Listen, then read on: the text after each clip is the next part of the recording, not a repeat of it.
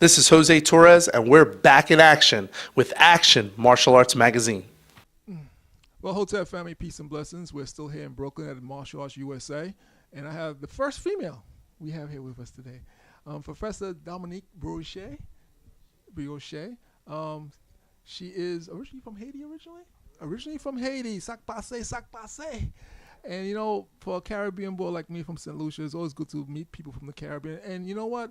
In the Caribbean, we don't have enough women in the martial arts. It's getting better than when I grew up, but it's still not where it should be. So it's good to have a professor from Haiti, that speaks Creole and is doing all the stuff she does. So we're going to talk to her a little bit about what made her get into the martial arts, some of her teachers, and what would she like to see come out from today. So, Professor, let's talk about, when did you start the martial arts? Okay, I started approximately about 35 years ago. I was in high school, and my father decided to help me control my temper. He will put me, still have a temper. It's just controlled. Martial arts, a beautiful thing. It's just controlled. It was out of control, so it just got in control, but still very much a temper. And I started in Taekwondo in high school. And since then, I stopped for a short time, went to college. And right after college, I joined World Martial Arts Center under Sabadam David Herbert, and I started studying Taekwondo again, and the school crossed over into a Hapkido school. So I continued, and upon my arrival, he felt that I needed additional training, so he took me to Soki Little John Davis up in Harlem, and I started Kamite-Ru Jiu-Jitsu at the same time. So I am a hybrid of the Korean styles and the Japanese style of jiu-jitsu. Very interesting. So through your hybrid, let me see how I'll say it. Through your hybrid, what have you found has been your high points? What has really helped you a lot to control your temper in training? How does the training has helped you? In the Korean art, Sabanim spent a lot of time teaching us how to remain calm through all the different chaos that's happening in the world. So I've learned to control that through meditation and a lot of slow-moving Qigong type of training. Through Soki Little John, I was able to be extremely yang, as they would say in the Chinese martial arts, and be able to exert myself efficiently.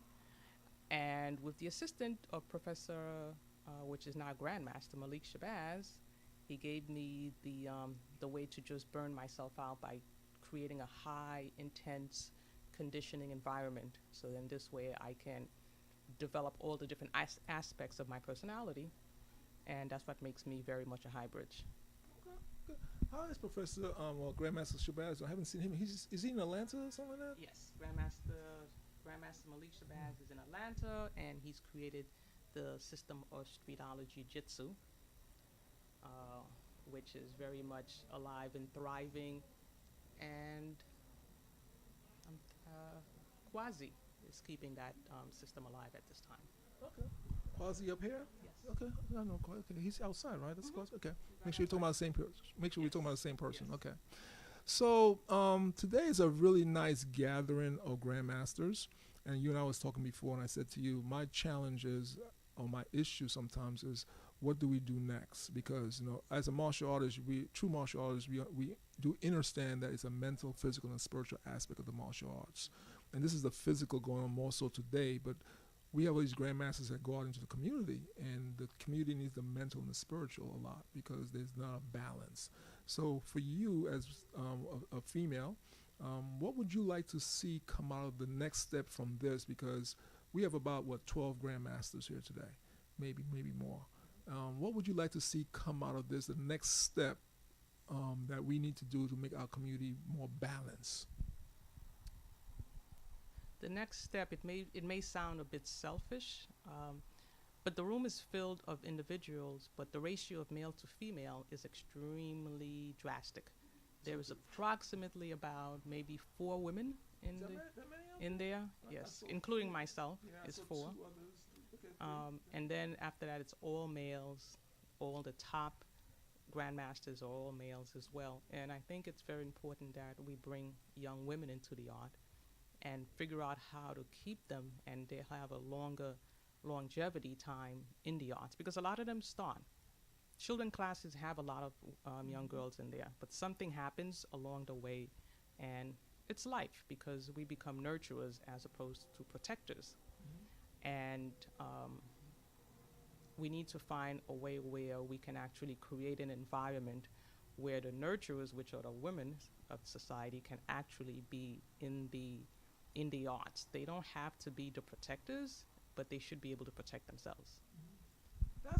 That's an interesting question. Interesting words you just used. Let me ask you a question on that. As a female, what do you think we need to, the male, the man, and the women, what do you think we need to do in the community to make that happen? Because something kept you going, and something brought you back. Because you said you stopped for school and you came back. So that thing in you, how do we find that thing in other young girls so that could also happen to them? Because it seems like it's not happening from what we're looking at. Well, the infrastructures have to be in place. The home front has to support the women so they can actually go out for an hour or two, and someone else is able to supervise the children or do the laundry or cook the food, so then this way they can invest some time in themselves so they can stay healthy, and their cup can actually be emptied, so then this way they can address all the other issues. So if we can create an environment at home where they can actually take some time out to train, then yes, I think you will see more women on the mat. But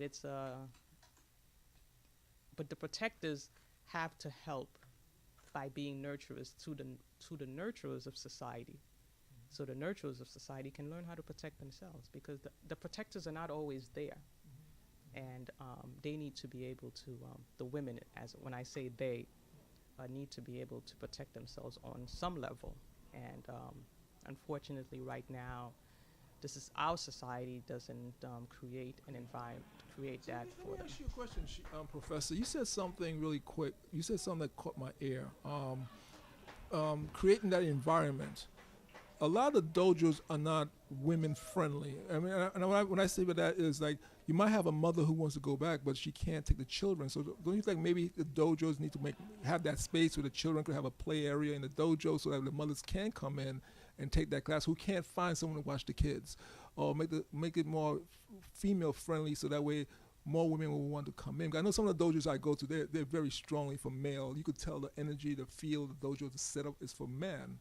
But I just listened to what you just said. I'm saying, what if they had a daycare place, a play area? Like, I go to the gym. And the gym has an area for children, so the mothers will come in and drop the kids out while they're working out, and they pick the kids up when they're leaving. So that takes that excuse out. Do you think that's something that dojos need to do to try to make themselves more female friendly? Yes, I think that's very, very important. Creating a dojo that embraces the entire concept of life, which is from conception all the way to the last minutes before our departure, is important. So we should have an environment where even women who are pregnant should be able to train if they so choose to, because the full spectrum of life starts at conception, which is during pregnancy. And then once the child is born, we should have a small little area where we can embrace the new mother, where she can actually come in with the child and spend 30 minutes to 45 minutes in a class, and then still know where her child is, and then can actually return to being that full-time mother that she is immediately after childbirth. So the dojos themselves, which are the schools, should create an environment. Granted that most of the dojos are not big enough to be able to do all these things, and that's where the difficulty comes in, which goes right back to the family and the home front. We as a society need to be able to support each other. Maybe the women five of them will say, okay, this Monday's yours, right. Tuesday's mine, Wednesday's the other one, and then it takes us back to it's a community that raised a child, where you have a group. Uccn, collective work and responsibility, the third principle of Kwanzaa, which is Uccn, collectively working together, understand the responsibility we have to Exactly. Wow. So listen, give your school contact. How can people find you? Because you're one of the few female professors I know. I know there's a few others out there, but how can people find you and find the school you train at and you teach at? I teach currently here at Master Health and Fitness, which is located at 759 Washington Avenue on Tuesdays and Thursdays from 6:30 to 7:45. Well, we've been talking to Professor Shion, Professor, right? Professor Dominick Brioche, and it's always good. I know her for years now, and so it's always good seeing her. And her rank went up, and she has earned the space. I want to thank her for spending some time with us in front of the camera, because I think of all the people I interviewed today is very important. But the unique thing about Professor, she's a female, and there's a lot of young girls who probably don't think they could get to that rank. And so I thank her for spending time and showing the world, because it's going out globally, showing young girls all over the world that they can do it. If she can do it, they could do it too. And she's from Haiti. I'm from St. Lucia. We're from the Caribbean. So you know what? It's personal, I think, for me to see somebody from the Caribbean with this rank. And I know she earned this, because Soki Little John and some of them don't give belts just to be giving belts. I know that for sure. Very true. So we want to thank everyone for watching us. We're going to do some more interviews while we're here in Brooklyn. So stick and stay, and we'll see you guys when we come back on the other side. Okay?